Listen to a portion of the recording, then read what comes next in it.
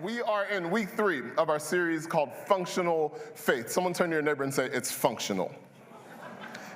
Now turn to your other neighbor and say it like you mean it. Say, it's functional.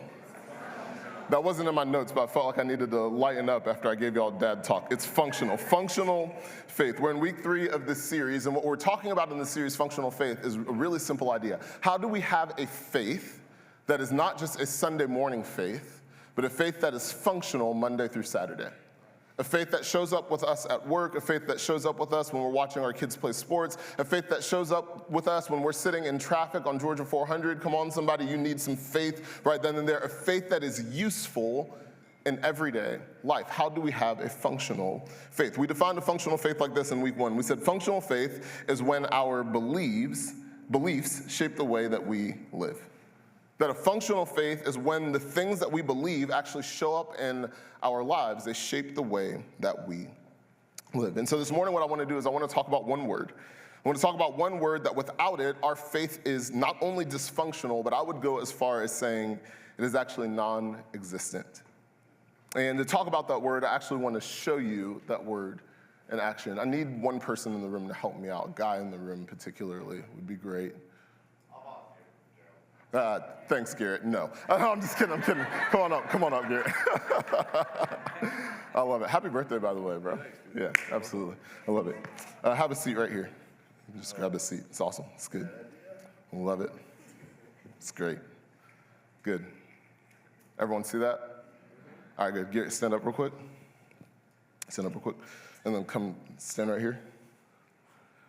All right, now look forward. Whatever you do, do not look back, okay? All right, have a seat.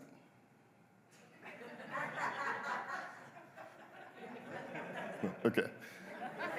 That was a squat. That's good. I like that. You've been working out, huh? Absolutely not. It was subtle, but did you notice the difference? Anyone see it? Garrett, come up, have a seat, immediately sits down. Garrett, come over here. Look forward where you cannot see what's behind you. Stop looking back where you're ruining my illustration.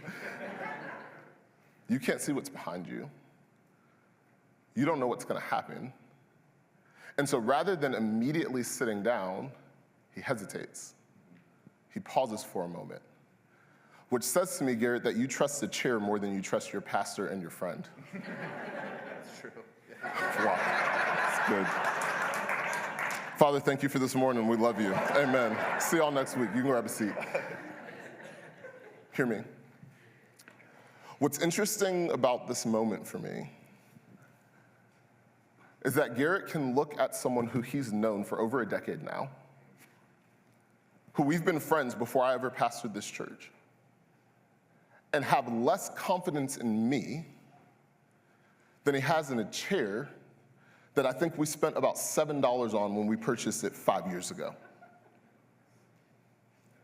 But when you really think about it, it's actually kind of reasonable, right? Because he can see the chair, he couldn't see me. He's had experience with these chairs, he's sat in them for 5 years now. And not only this chair, he's sat in a number of chairs over the course of his life. He knows that this chair isn't going to move, and he knows the chair can support his weight. But then when it comes to me and he can't see me and he has no idea what I'm going to do, he doesn't know what point I'm trying to make. He doesn't know if I can support his weight. He hesitates. He doubts for a moment. And before he takes the action, there's a pause. There's a questioning. Because objectively, this scenario seems more stable and this scenario seems uncertain. And hear me, the truth is we have that same tension with God, don't we? I can see my bank account. I can't see your future provision, so I pause. I can see my calendar, but I can't see your plan, so I hesitate. I can cuddle with my spouse, but I can't feel your embrace. I can have certainty over here, but what's required over here, friends, is trust. Trust. And without that word, trust, it is impossible to have a functional faith.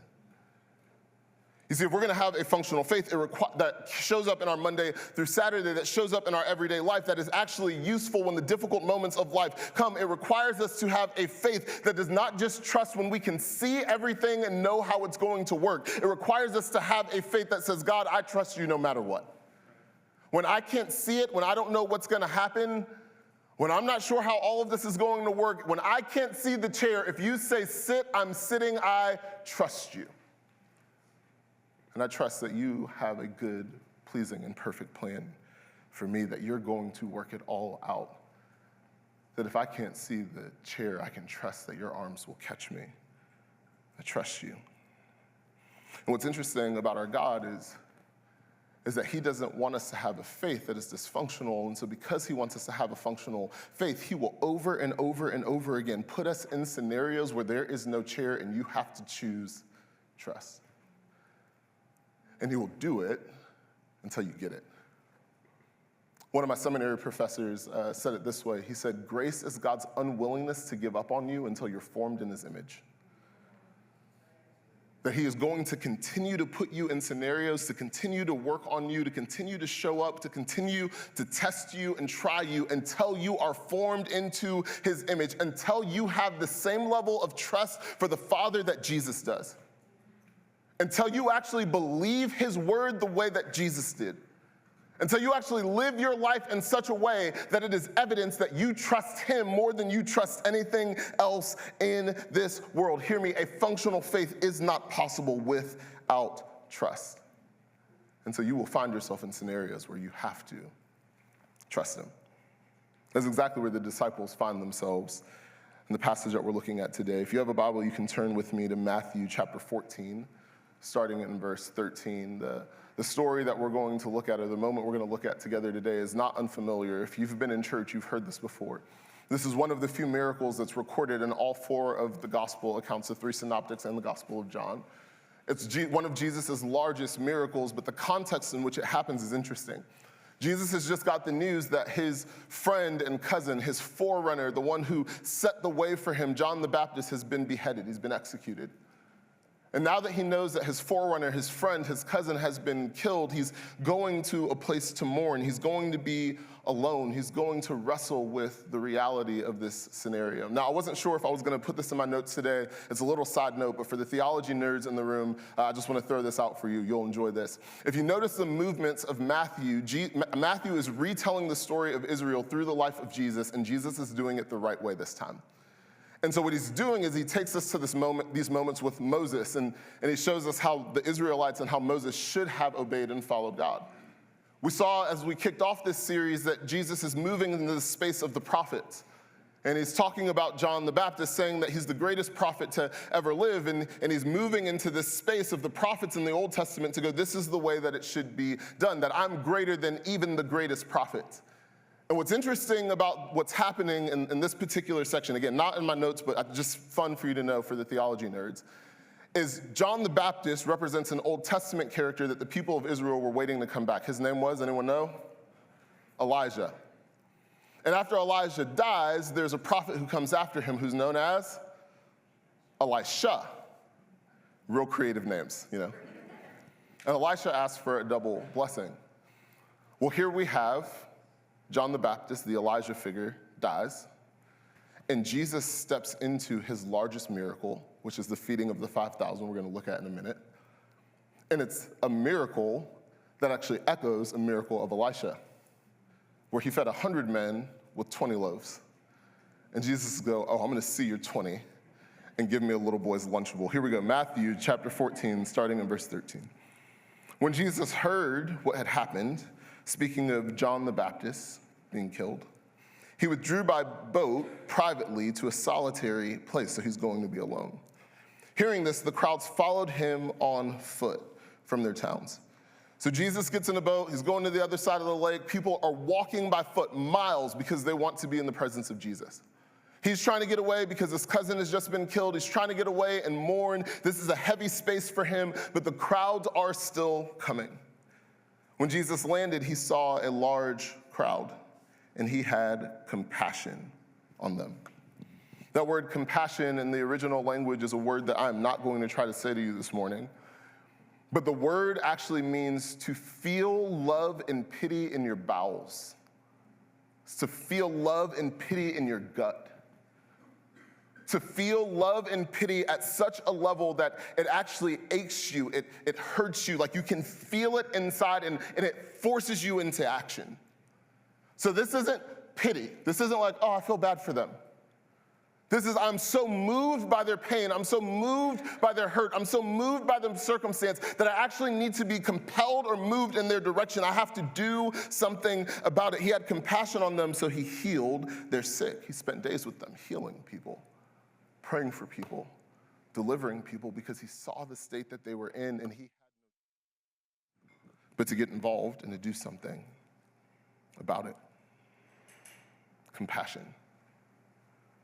It's interesting to me that here Jesus is in a moment where he needs compassion, that he's choosing to offer it instead.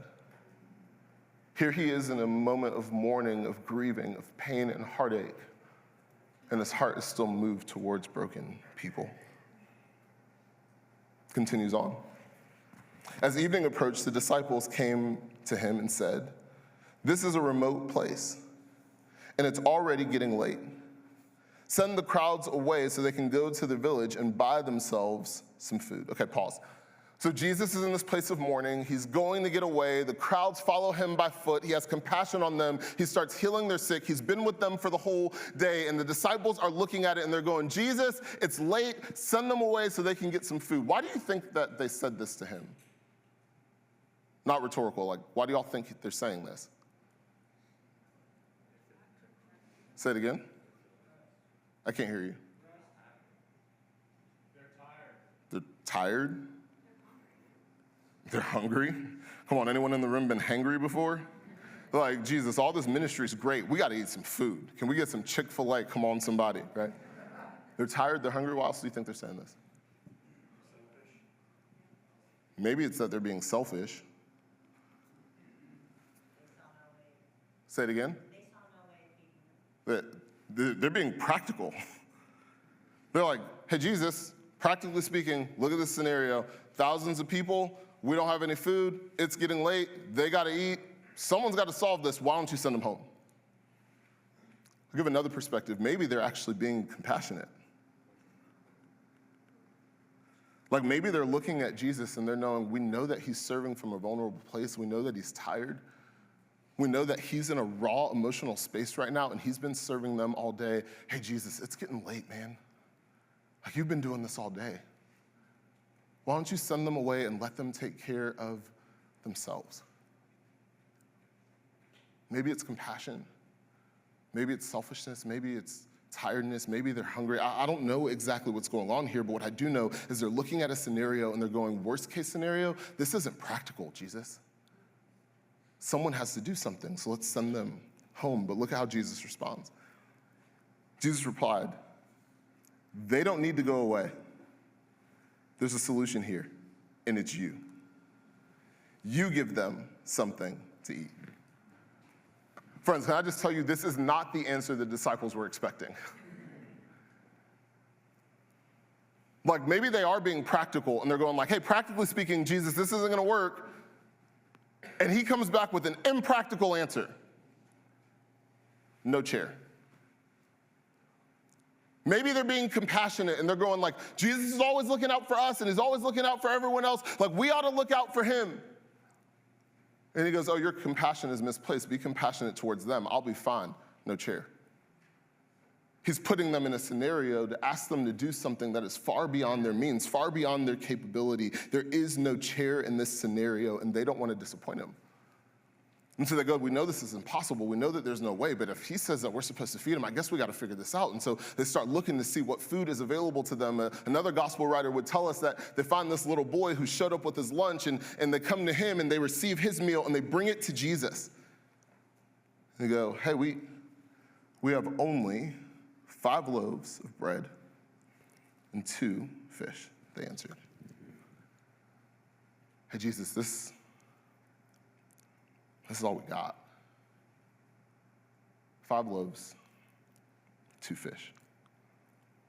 And they're looking at the situation going, hey, Jesus, we don't have enough to do what you're asking. This little bit of food isn't going to feed this crowd of people. We just don't have enough. You ever been there before? We're like, I just don't have enough to do this. Like, God, I know this is what you called me to, but I don't know that I can. Like, you ever been in a situation where you're looking at what God has asked you to do and what you have available to you, and you're going, there's no possible way this is going to work? Like, if we're honest, a lot of us are actually in that space right now. Can I just ask you, like, where do you feel like you don't have enough to do what God is asking you to do? Like, if you really looked at your life, where is it that you're like, I'm lacking, I don't have enough, there's no possible way, God. Like, when I look at this scenario, it feels like you're asking me to sit with no chair. There's no way I can do it. I don't have the resource. I don't have the time. I don't have the ability, right? Like, for some of you, it is time that you're looking at your day and you're going, God, I don't even know where to fit you in. I got work, I got kids, I got responsibilities. I'm supposed to spend time with you. I know I should be in the Word. I know I should pray, but I'm barely able to keep my head above water. I don't know where this time is going to come from. And then you show up at church and people say things like, you should get into a Bible study, or you should serve, or you should go to Pathways, or you should get baptized. And you're like, I don't have time to breathe, yet alone to add something else to my schedule. And you're looking at your life and you're looking at your calendar and you're like, I just don't have time. Like, I know I said this year was going to be different and that I was going to slow down and I was going to invest in my family and I was going to get more healthy spiritually, but I just don't have enough time. For some of you, it's money. That you're looking at your finances and you go, God, like, I do want to be generous. I really do. But I have bills to pay and kids' tuitions to pay, and there's debt that I'm trying to get out of, and I'm just trying to stay afloat, and it feels irresponsible for me to give when I don't have enough to do the things that are in front of me. I just don't have enough. For some of you, it's influence. You're like, I don't have a platform. I don't have a voice. Like, I'm not the kind of person that people look up to me. And so, like, yeah, making a difference sounds like a good idea, but God surely is going to use someone else because I just don't have enough influence to be used by him. I don't have enough knowledge. How am I supposed to disciple someone? How am I supposed to lead? What if they ask me a question that I don't have the answer to? Or for some of you, the knowledge isn't even really around faith. It's like, how am I supposed to be the parent when I never was taught how to be a parent? How am I supposed to be a husband when my parents were divorced and I have no idea how I'm supposed to do this? How am I supposed to lead this organization? It's beyond my depths now. I don't have the education anymore. God, the thing that you've asked me to do is beyond me. I just don't have enough. For some of you, this will hit close to home. It's strength. You're like, I just don't have anything left. I'm tired. I'm exhausted. And this isn't like pretend tired. This is like real tired. Like, you're emotionally, mentally, spiritually, physically tired. You're like, God, I don't know if I have the strength to keep going. And if someone else asks me to do one more thing, I'm going to break. I'm doing everything that I can to hold this marriage together. I'm doing everything that I can just to stay alive. I'm doing everything that I can to fight off these anxious thoughts. Like, I don't have anything left in the tank. I don't have the strength. And friends, can I just say to you, at that moment, at that exact moment, not the moment that you clean it up, not the moment that you figure it out, not the moment that you reorganize the calendar, not the moment that you make more money, not the moment that you gain some extra influence, not the moment that everything starts to work out. No, at the moment where you are at rock bottom, at the moment where you're tired, at the moment where you realize I don't have enough, that's the moment that Jesus looks at you and he goes, bring it to me. Bring it to me. Verse 18. Bring them here to me, he said. And he directed the people to sit down in the grass. Taking the 5 loaves and the 2 fish, and looking up to heaven, he gave thanks and broke the loaves. Then he gave them to the disciples, and the disciples gave them to the people. And they all ate, but I love this detail from Matthew, and were satisfied. He goes, no, they didn't all just get a little crumb. They didn't all just get a bite, because that wouldn't be a miracle. He goes, no, there was an abundance. So much so that everyone ate and they were completely full. Like Jesus took this 5 loaves and these 2 fish, and he turned it into a number 3 spicy chicken sandwich with a large fry and a diet lemonade and a side of grilled nuggets on the side. And they were satisfied. Everyone. Hear me, friends. Functional faith is not about what you lack. It's about trusting God with whatever you have. That Jesus goes, hey, I know what you have isn't enough. I know that these 5 loaves of bread and these 2 fish from a natural sense is never going to be enough to feed this crowd. But a functional faith is not about looking at what you don't have. A functional faith is going, hey, Jesus, here's what I do have. I'm going to bring you whatever I have. I'm going to bring you the little that I have to offer. I'm going to bring you the little bit that I can bring to the table, and I'm going to trust that you can do more with it than I could ever imagine. A functional faith is not about what you lack. It's about trusting God with whatever you have, no matter the circumstance. Hear me, because you never know what God will do with what you put in his hands. In the 1800s, there was a Sunday school teacher named Edward Kimball. Anyone ever heard of Edward Kimball in the room? No one know his name? Yeah, because he wasn't a pastor or a preacher or anyone famous. He was a Sunday school teacher at a small church with a little amount of influence. He taught a handful of teenage boys and committed himself to presenting the gospel to them faithfully and showing up in their life as much as he could. One of those boys worked at a shoe store. And so one afternoon, Kimball decides that he's going to go and check in on him. He just felt this nudge from the Spirit. And so he walks across town and he goes into the shop and he asks for the boy. And they step back into the stock room and they're looking at the shoes and they begin to talk. And in the back of this shoe store, in the stock room, Kimball shares the gospel with this young man. And on that day, in the back of a shoe store, this young man puts his faith in Jesus. Small amount of influence, unknown to the rest of the world, but decides to walk across town to check in on a little boy that he's mentoring, to share the gospel with him, to lead him to Christ. And that little boy's name was D.L. Moody, known by some as America's greatest evangelist. Preacher, pastor, reached thousands of people in his lifetime. But it doesn't end there, because Moody would then go on to influence a man by the name of F.B. Meyer, who influenced another man named J. Wilbur Chapman, who mentored Billy Sunday, who preached to Mordecai Ham, who preached one night in North Carolina, and there was a teenager who was sitting in the room who gave his life to Christ, whose name was Billy Graham, who's reached millions. In fact, for some of you, the only reason you're sitting in church today is because of the ministry of Billy Graham. And it all started with a Sunday school teacher that none of us had ever heard of, who took his little bit of influence and put it in the hands of God. And God multiplied it by millions, and he would have never seen it coming. A functional faith is not about what you lack. It's about bringing the little that you have and placing it in the hands of Jesus and watching what he will do with it. Instead of sitting around going, I don't have an hour to give to quiet time. I wonder what would happen if you just gave the 5 minutes you did have today.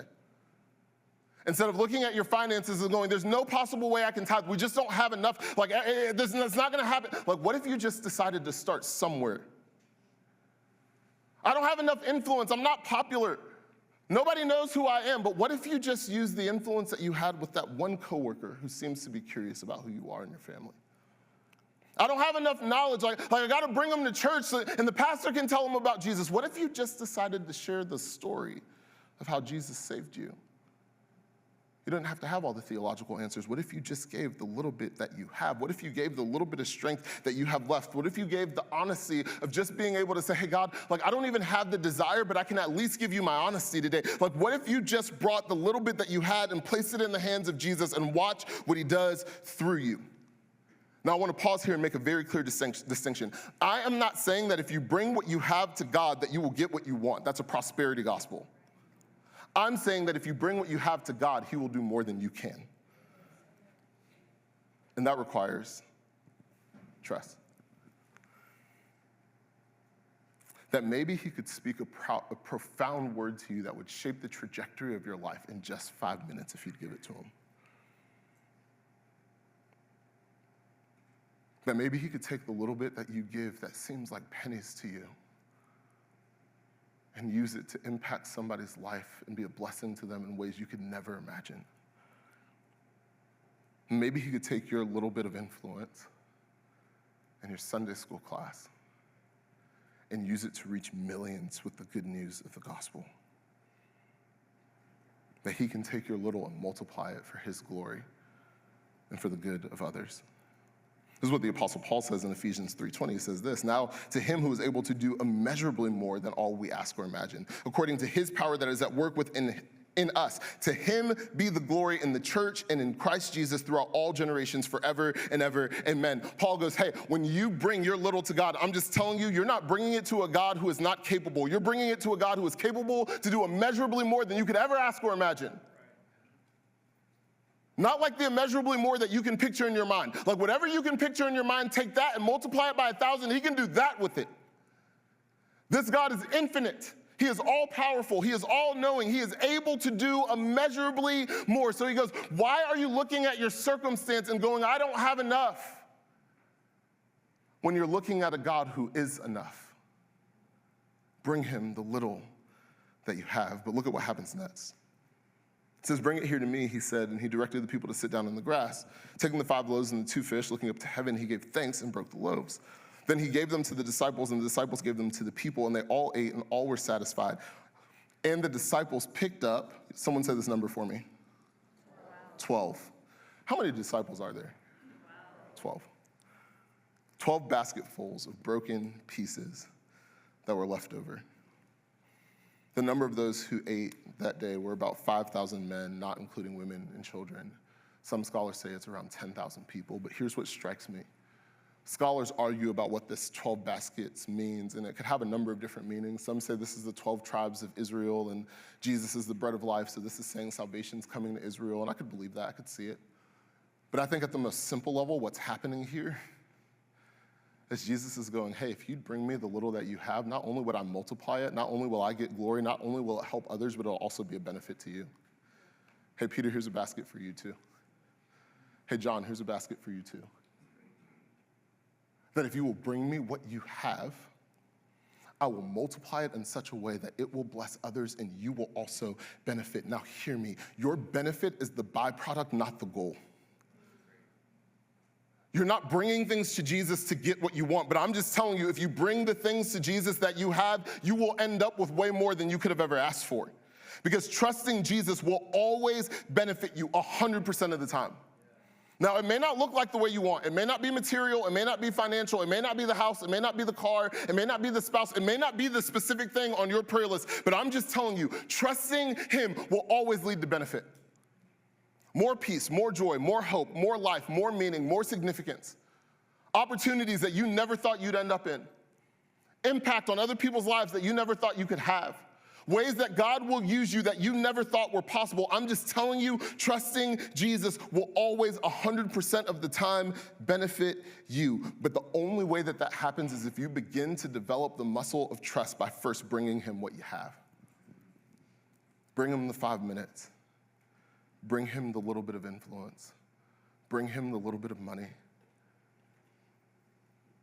Bring him the little bit of strength that you have left. And watch what he does. And y'all, it's so important that we learn this now, because if we don't learn to trust him now, then you will not be able to trust him later. If you can't trust him with a little bit of money now, then how are you going to be able to trust him when you get the raise? You're just going to see more opportunity to do the stuff that you want. Or how are you going to be able to trust him when you get laid off? If you can't trust him with your finances now. If you can't trust him with the little bit of strength that you have now, how are you going to trust him when a bigger battle comes? How are you going to trust him when you're looking at a kid that is in a situation that you wish they were never in? How are you going to trust him when life feels like it's falling apart and you have literally nothing left and you're depressed and laying in your bed and you don't have the energy to get up? How are you going to trust him when life attacks in a way that you did not see it coming if you can't give him the little bit of strength that you have? Now, if you can't trust him with your time now, how are you going to trust him when you're looking time in the face? Because can I just tell you, at some point in all of our lives, you are going to look time in the face. I was sitting with my friend Kevin Hendricks the other day, and he was talking about his car needing some repair, and he goes, at 67, it's a little bit different when you start thinking about, this might be the last car that I ever drive. This might be the last house that I ever live in.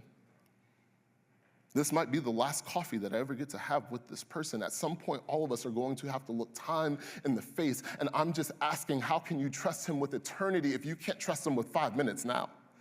If we don't learn to develop the muscle of trust now by bringing him what we have, we will not be able to trust him in the future. Developing trust now will lead to faith in the future. That's the way it works, is that trust and faith work together. As you grow in faith, as you grow in trust, so you grow in faith. And as you grow in faith, so you grow in trust. It's a cycle that never ends. So we have to learn to develop faith or trust now, or we will find ourselves with a dysfunctional faith. A faith that faces, watch this, the same trial, the same difficulty, and responds with the same level of doubt. Gerald, how do you know that's true? I'm glad you asked. Matthew chapter 15. We'll end here. And band, you can get ready to come up. Matthew chapter 15, starting in verse 29. I love this, one page over.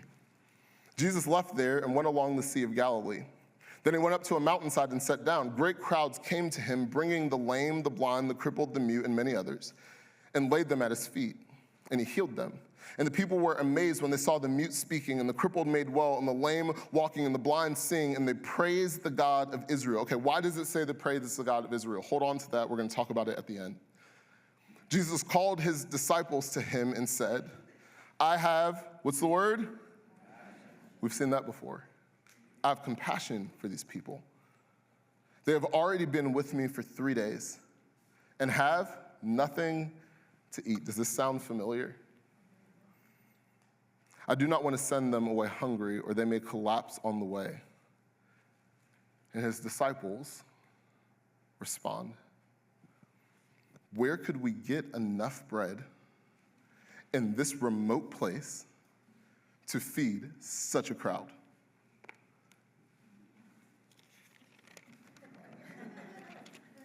Are you serious right now? This is Matthew 15. It's one chapter later. It's one page. Same disciples, different crowd, same problem. And they go, God, how are we going to do this? It's as if Matthew 14 never happened. Now, before you judge them, isn't this us? That God comes through, he provides, he moves, and then in the next moment of need, we act as if he had never done it before. We don't trust. We hesitate before we sit. We go, God, how in the world could this ever happen? Verse 34. This is crazy. How many loaves do you have? Jesus asked. 7, they replied, and a few small fish. Let's just be generous and say a few is 3. And 7 loaves of bread.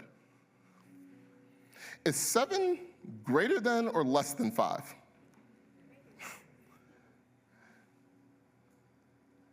Is 3 greater than or less than 2? More food, same situation, same doubt. Continues on.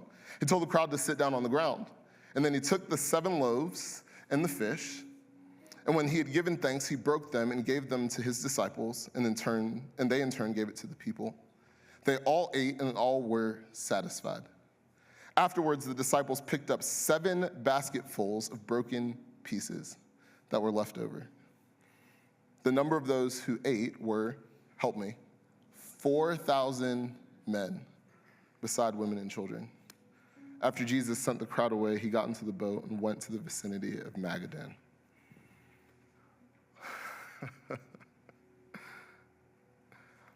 5,000 men, women and children, probably 10,000 people. 5 loaves, 2 fish. 4,000 men, probably 8,000 women and children. 7 loaves, 3 fish. Same situation, but this time you have more resource and you're still doubting. Friends, can I just tell you, the trajectory of most of our lives is that the older we get, the more resource we'll have. And if we have not learned to develop trust with God now, then we are not going to trust him then.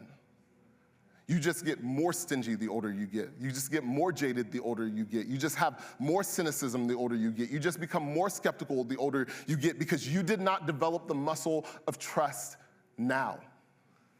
And because you forgot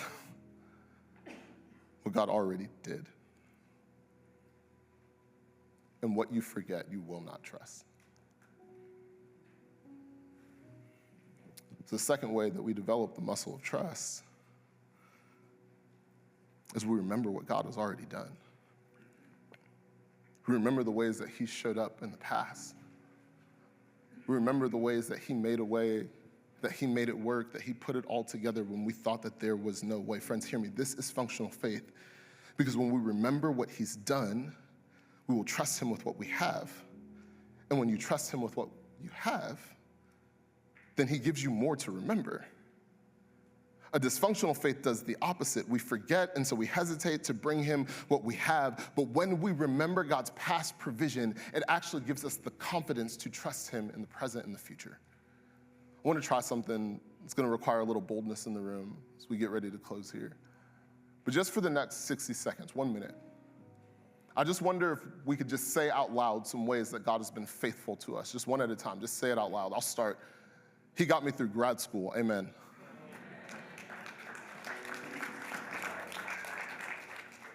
He put me in a family, married to my beautiful wife and my 4 kids, not a picture that I had growing up.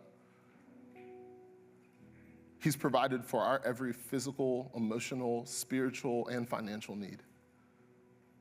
Oh, he's been good to me. Anyone else in the room? No, come on, tell me how. Come on, less anxiety over dying since you put your faith in Jesus, praise God. Come on, someone else. You found love? Come on, y'all can just yell them at me. You don't have to raise your hand. Healed your marriage? Come on. Say it again. Gave you a child? Come on, somebody. New job. Anyone else, God been faithful to you? House. Open a business. New engagement. Come on. Someone else? Healed your body, physical healing. Anyone else? Community, say it again. Broke a family legacy of divorce. And I've seen their family. I'm telling you, that legacy is broken and a new one's begun. Come on, anyone else seen God's faithfulness in your life? Come on, he met us when you tested him in tithing. I love that. Not many people share that testimony. Hey, I actually chose to trust God with my finances, and he blessed me when I did. That when we give God our little, and we bring him what we have, and we remember what he's done, it grows our trust, which then grows our faith. Let me say it this way. When you remember, so you trust. When you trust, you bring. When you bring, God moves, and then he gives you something new to remember. When you remember, you trust. When you trust, you bring. When you bring, God moves, and then he gives you something new to remember. When we remember what he's done, and we bring him what we have, and we trust him, the craziest thing happens. This actually starts to feel safer than that. Because I've seen the bank account go up and down, but his faithfulness has never changed. Oh, I've seen people come and go, but he's remained the same. I've seen diagnoses, but I've seen healing. I've seen brokenness, but I've seen restoration.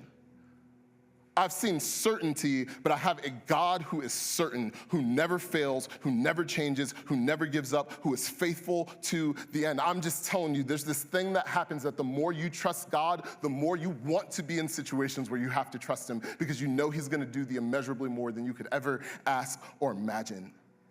This is a functional faith.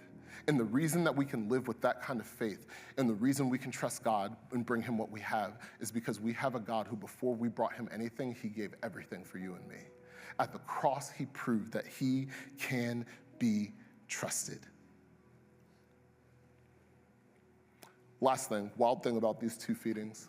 First feeding happened with the people of Jerusalem, people who were close to God. So for those of you who are close to God in the room, here's my encouragement to you. Remember what he's done and bring him what you have. Second feeding of the 4,000 happened in a Gentile space, people who were far from God. And so if you're in the room and you're far from God, here's my encouragement to you. Remember what he's done on the cross for you and bring him what you have, your sin, your shame, your brokenness, your failure, and watch what he does. The way that we grow in faith is we grow in trust. Remember what he's done, bring him what you have, and watch what he does. And when you consider what he's done for you, the only appropriate action is to respond. You're listening to audio from Home Church Roswell, located in Roswell, Georgia. For more information about this ministry or to give to this ministry, please visit homechurchroswell.com.